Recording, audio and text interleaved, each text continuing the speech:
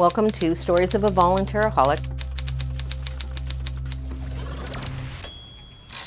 I'm your host, Amy Meyer, and I have a really good friend, Lowry, with me today. Thank you so much for coming in. How are you doing today? I'm doing phenomenal, Amy. Thank you so much for having me. I am overjoyed with excitement for this new endeavor you're taking part in and for your book and for everything you got working on. So I really admire you as a person, and I'm very, very thankful that you had me on today. Well, thank you as well. I always start our guests off. Do you feel you were raised volunteering, or did you start volunteering later in life? I would say it was introduced to me pretty young. My mom and my stepdad were pretty serious about community involvement because I went to a K through 8th parent-teacher co-op. So I was around the same group of people, and you'd have a lot of parents volunteering in class, and that kind of trickled down a snowball effect. A lot of us got into Boy Scouts and stuff like that. So I was involved in doing around service projects over in Edmonds, Washington for a big period of my childhood. I remember doing food drives. I've helped host the Boy Scout camp up there for the younger kids, and I've always kind of enjoyed the feeling that it gives you. It's not really for everybody, and you can tell who really enjoys it. I really enjoy it in my adult life, being able to kind of control it now myself, when I get to volunteer and when I don't. And doing random acts of kindness are so naturally rewarding. You never really realize the impact you can have on other people's lives until you do it and see the smile or the tears or the laughs that it gives somebody else to do something when there's no returning factor. There's no return on investment, and I'm fine without an ROI. So volunteering has kind of trickled in and out of my life depending on the type of person I was and I have become. And I would say, yeah, for the most part, it's been in my life pretty constant. I think that's wonderful. I think there's still an ROI, or return on investment, even if there's not monetary. Yes, I should say that, a monetary in return of investment. You've done some really neat projects this last year that have brought both awareness and funds to a nonprofit that we both participate in. And I think I always like a funny name or a pithy name. So Squats for Soldiers was a pretty fun project. Do you want to tell us about that project? Yes, absolutely. Well, a couple years ago, it was arguably one of the worst years of my life for the whole period of it, the entire year. I had over 24 friends that year commit suicide, that were 22 of which were in the military with me, and then it was really difficult for me to process that.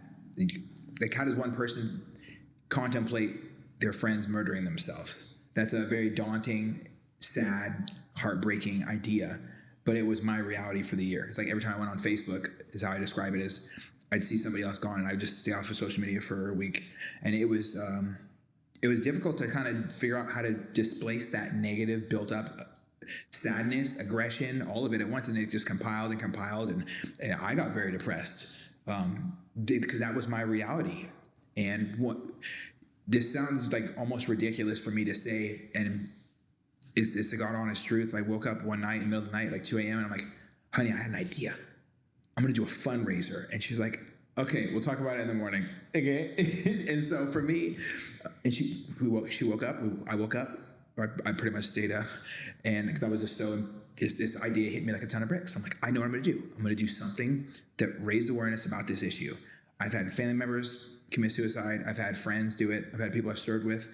I'm going to displace this negative energy by turning it into something positive and raising awareness about mental health. Mental health to me, it doesn't belong to a certain day or month. It's every single day. People go through things, and you'll never know. You'll never, ever truly grasp what someone's going through until you either hear about it from somebody else or they tell you themselves.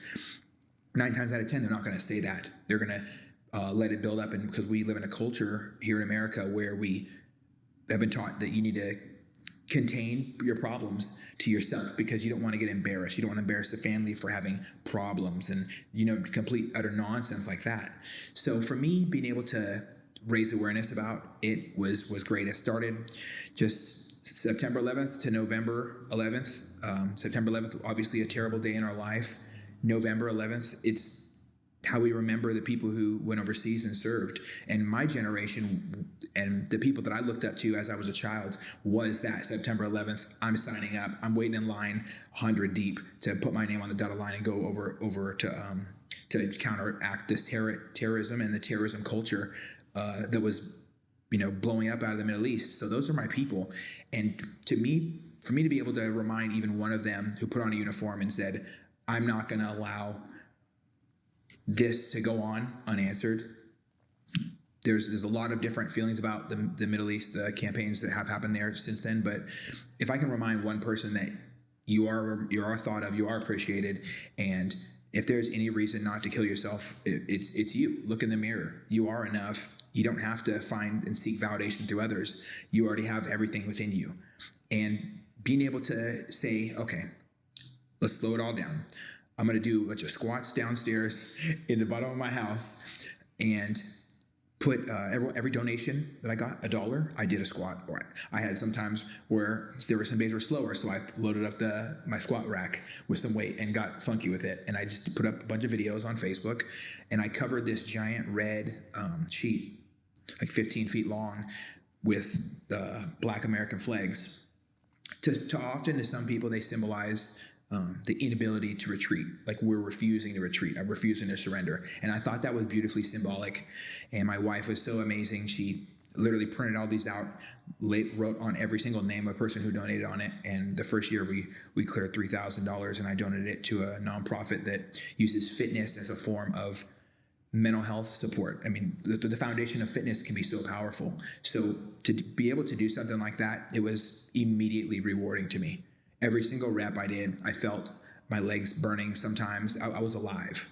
I'm reminding myself that I'm awake, and it's worth it to put in a little bit of work to see somebody else reminded that they can stay, and it's worth it to stay. I've seen projects like this in the past, and they're all been beautiful to me. And for me to be able to take part in something like that and to do it every year through my podcast has been overwhelming.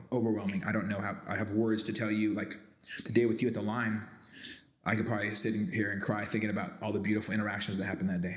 That's right. And I think that's what really came to me is that it's, awareness campaigns can be a little bit tricky because you might not feel or see the result. It's kind of hard to quantify sometimes. But I feel like this conversation of mental health is so important. And we say sort of cliche words, which aren't wrong, but like normalizing mental health, but a lot of people don't realize what that means. And so I think Squats for Soldiers really helped us bridge into conversations with all sorts of different people about that. And what we're trying to do by normalizing mental health is realizing that it is a constant habit that needs to be worked on. Just like your fitness, just like your nutrition, our mental health, we need to have pathways. And just like fitness and just like nutrition, it doesn't have to look like it does for another person. Absolutely. So whether you do equine therapy or EMDR or there's a couple, there's so many different other talk therapy, behavioral, different types of behavioral therapy, fitness for both of us. That is a great way to get, break down barriers, and then you can have a more open conversation. And we do it weekly. Yes. And whereas in the past, I feel like mental health is only in crisis. And then people are looking for this magic pill or magic baton, this one golden phrase that's going to change everything in their life. And that's not true mental health. That could be a good day. You meet somebody who says something that you're like, wow, I will use that forever. But it's not what I think what you're saying and what I've gotten from you is it's that constant work. You have a phrase that you just recently had tattooed on you, and I'm also going to get it tattooed on me, and I think Tony is going to get it tattooed on him too, and it's don't pass the pain. Well, that those 4 words are so powerful to me. It can look like a lot of different things for a lot of different people. I've done a pretty wide range of episodes about, and it's never about one thing, because everybody's different. Everybody is different. Everybody's mental health struggle can seem in comparison to others very, very light or very difficult. What one person goes through with addiction might be, oh man, I was addicted to smoking cigarettes and it was like the hardest thing, and they can act like that, or they can portray that like it's the most traumatic thing ever, versus someone who did meth for 13 years and then they have been clean for another 10, and that's a tremendous victory for them as well. It's really a bad idea to compare mental health or self-improvement ever to each other. I think because it's so personal, and fitness is immensely personal as well.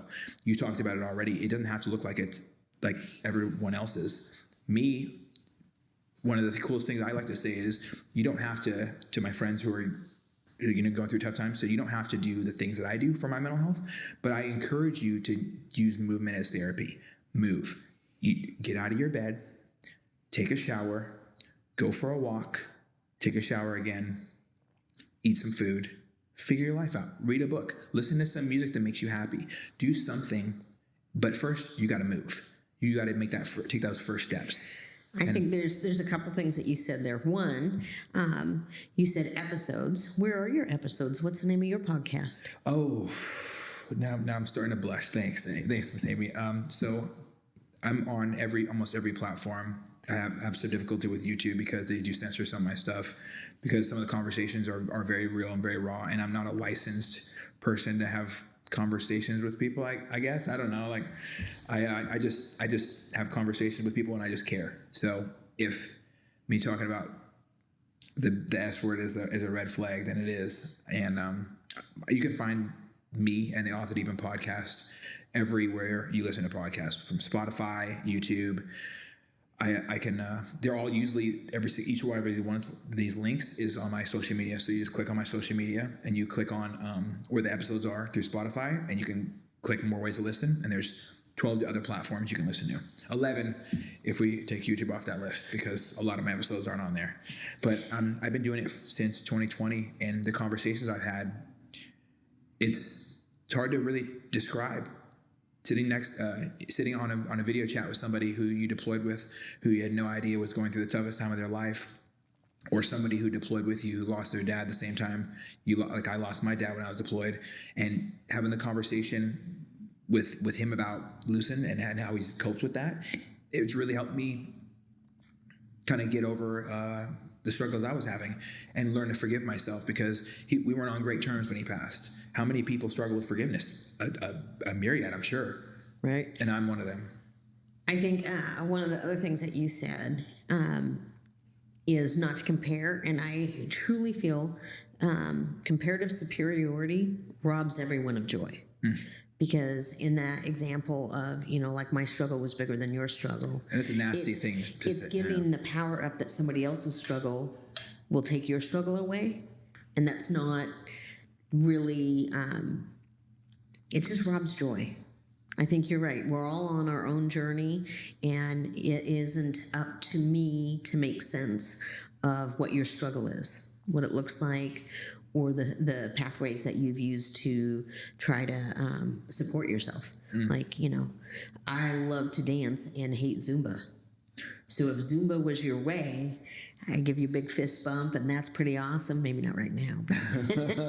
I would just say not ever. For me, I do get tempted sometimes to try Zumba, and just because it is a form of movement, and I think movement. I've heard people doing jazzercise. Yep. I've never done jazzercise, but maybe one day I will. I don't know. Yeah, I'm old. I've done jazzercise, and that's fine because it's just routine. And it could be the instructor that I had for Zumba that I felt like I was old school. I Love Lucy going the wrong direction of the class the entire time, and yet I'd been on dance teams, and so it just was it was a little bit more of a hit to my ego than I was prepared for on that given day. But I also feel like, and to bring it back to volunteering, that's one of the reasons why I volunteer, is because it helps my mental health so much. When you volunteer in an area that brings you joy, I'm not. It is, and I've even talked with people to understand, like the person that's angry and mean, who's like moving boxes at a food bank, say, they could be there because they're on their own struggle, and let them just move the boxes, because that might be their one thing that day that they felt they did well. And so I think it's just one of those things that it's a pathway that we can use. I think you're absolutely right with that. There's, when it comes to, from how I like to look at it is like this: when we go through things, we don't have to just hold on to that. And it's easy to clam up and not deal with your problems. You don't have to. I don't tell everybody they need to go see a therapist and talk to them. Yeah, that's not my avenue. I'll tell you that right now. It does not work well. I've tried. It is just a nightmare. Like, not just for me, but for the therapist too. Right? It's like a nightmare. The look of shock on their face when I start talking with them it's never helped me, and I always feel negatively impacted by that as well. For me, I like to displace my negative energy. If I suffer loss, I celebrate life. If it was wronged, I try to be right to somebody else who I've wronged in the past. Taking that negative energy to in a positive energy it's really a unique thing that's led me to a new avenue of growth in my life, because not only now am I just getting rid of the demons that haunt me at night, I'm also trying to be a better person. And I truly believe that if you try to be 1% better every single day, you're going to make some headway. You know what I'm saying? I think it works out. It kind of works out that way. And I know I've done so many poor things to others in my life, and I say it completely confidently. It bothers me every second, every day since I've been on this journey of self-improvement. And it started with fitness for me. Being able to just power through the reps, to manipulate my body, it altered my self-image physically. And that opened up to me being able to work on myself mentally and more emotionally, spiritually, getting right with the things that bother me and confronting them and not cowering away from it and calling it bravery because you don't want to deal with it. I had to take a big look in the mirror, and I didn't like what I saw physically or mentally when I came back from the military. I knew I needed to make a change, and so I did it. Because for me, my wife is worth it. My family is worth it. My friends are worth it. I don't really have friends. I'm more like a secondary family that doesn't look at or act like me. Like you're definitely in that list. So everyone deserves the best version of me. And if I know something's off, it's up to me to do something about it. At the end of the day, the weight's on my shoulders. I have to take action, because nobody likes to sit under too much weight on their back. I can tell you that. You try to squat. I tried to squat 400 pounds one time when I was only like maybe in like the 315 range. Did not go well. I dropped like a sack of potatoes. It was embarrassing. But that's how I don't want to live life. Just loaded up and not doing something with that energy. So when something's weighing on my heart, it's probably when the most people hear my phone calls when I'm driving. Well, and I think that's very valid. I think when we think of both mental health and volunteering, just understanding that flexibility of perception and how we want to show up within our communities. I do mention that, like when you volunteer, I truly believe you should be your authentic self everywhere, right? And so if I'm not late to work, I'm not going to be late for a volunteer gig. If I'm not, if I don't half-ass a report over here, I don't want to do that in the volunteer world, because I feel like my ethic is the same. But I also feel like giving myself grace and what that looks like. I think you can give yourself grace through, one of the greatest ways is through communication. Like if I'm not feeling it, something's not right, different things like that, reaching out sooner so that people can support me. Hey, I am really overwhelmed. I'm about to pick up a 400-pound weight, and I probably should be around 225. Yeah, humility, right? Right? And then, but I feel like I have felt at different times, and I'll throw out our friend Cody. like, I feel like if I did that, like, I want to try. Like, I really believe it's important to dump weight once in a while, but trying is also important. Yes. Because it's through failure that we learn so much. Oh, and that's so true. If you're on one side of that squat rack and Cody's on the other side of that squat rack, I'm going to be confident to try to lift up that 400 pounds. Because we got your back if you can't get it done. At least you won't get injured. Right. You know, we have an exit strategy, and I have two amazing, beautiful friends that are going to ensure I don't hurt myself. And I think that almost encompasses both mental health and volunteering. Yes. You know, my friend Scooter, who was here earlier, he asked, you know, do people help me out? And I'm like, yeah. Like, my friend base, who most of the time are shoulder to shoulder when we're doing volunteer work together, they always have my back. Always. Yeah, I feel that. I feel that on a visceral level, you know, and like you said, we're family. Like, I love you and your family entirely. And I'm excited for the things that you're going to do. And of course, I want to participate in everything that you need. You know, if I'm here, I'm there. 100%. And that's one of the things that I love about you, Amy, because you really have it figured out. Lady Gaga said before one of her most beautiful performances, it takes a lot of love to get through life. And I really, really felt that on a different level.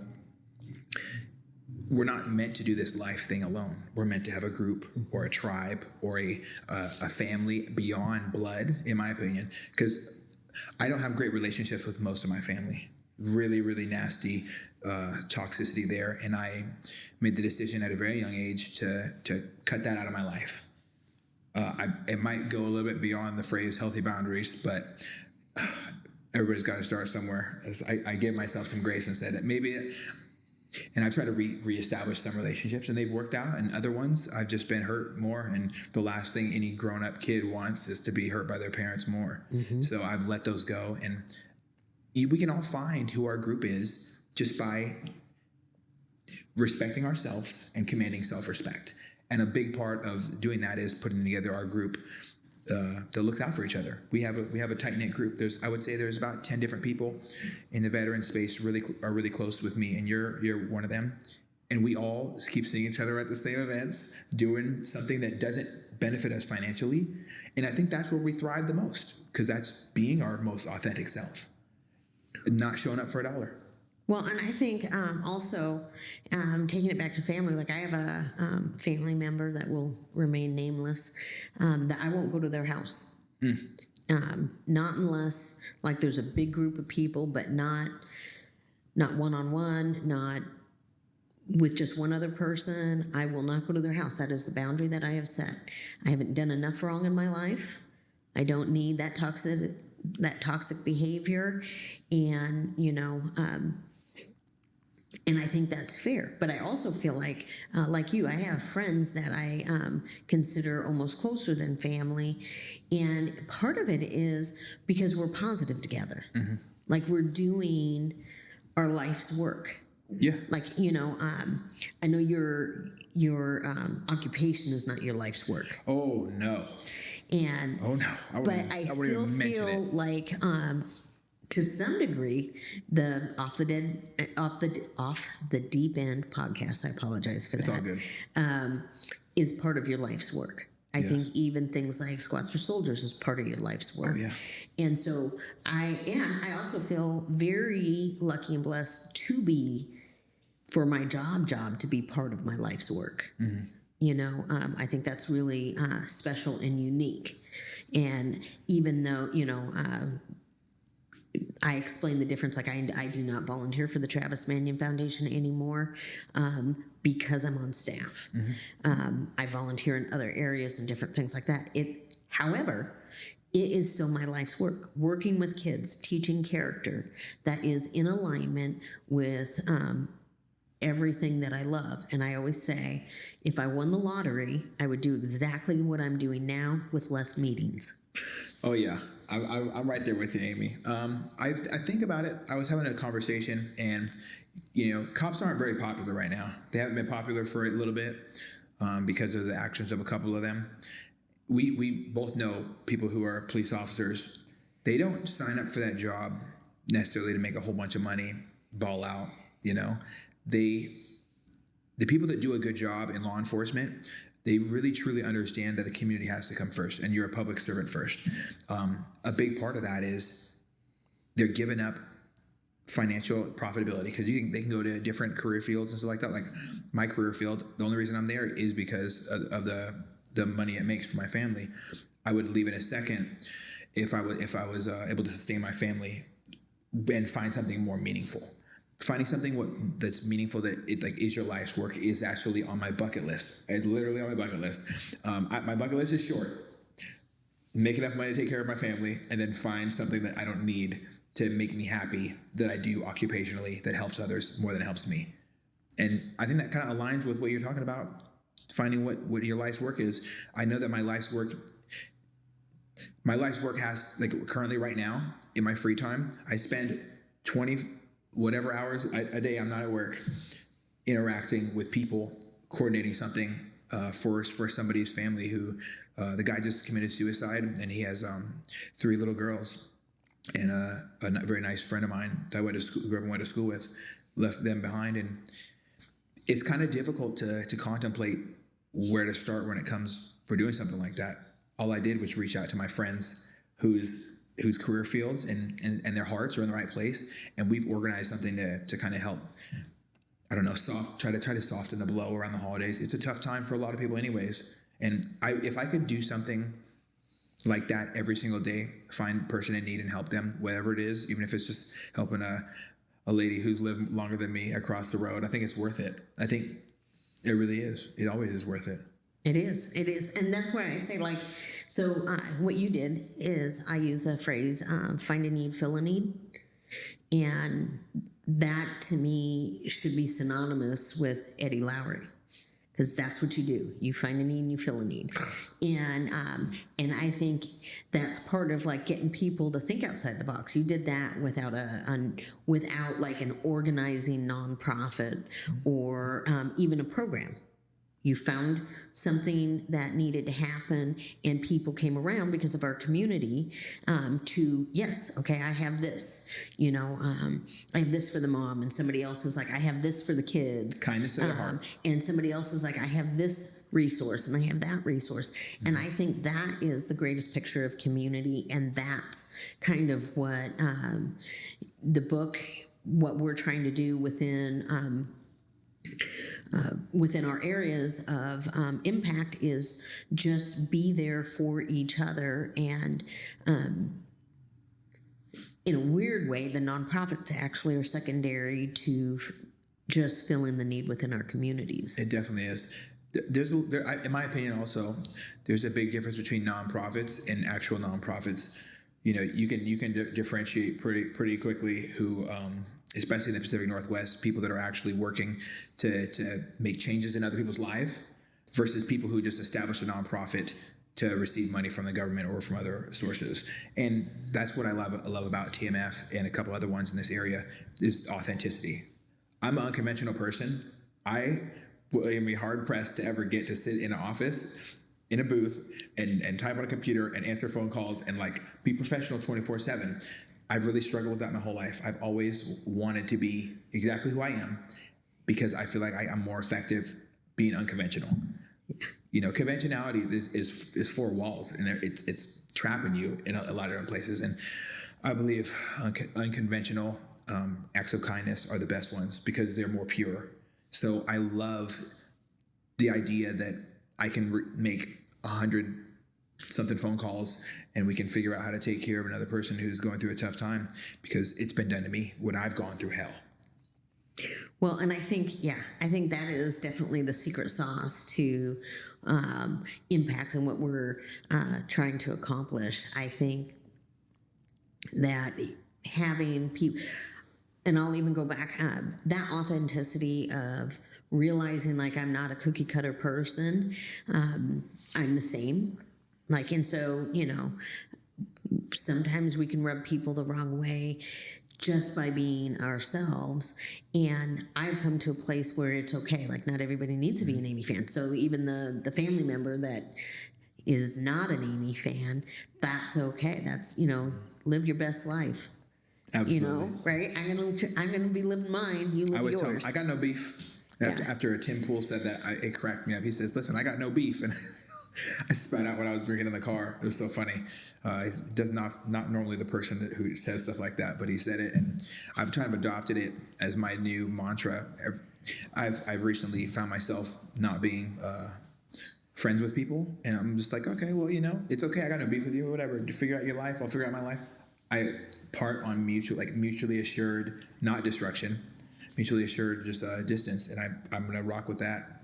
It's better to take care of yourself, because when you take care of yourself, you can take care of the people around you. And if someone's draining your life force or sending you bad energy or causing you unnecessary stress or turmoil, you gotta cut the seeds, and not to be cold-hearted, but it's just worth it. It's worth everybody's family deserves the best version of themselves. Yep. Well, on that note, I want to thank you again for coming in, for being on my podcast, especially in the very beginning. And I'm hopeful that you will definitely be a returning guest, and we can talk through other things that we're involved in together and separately. I think so. All right. So thank you, everyone, for tuning in and joining us for another episode of Stories of a Volunteeraholic. And if you're interested, my book is on Amazon and Barnes & Noble. It's a must read.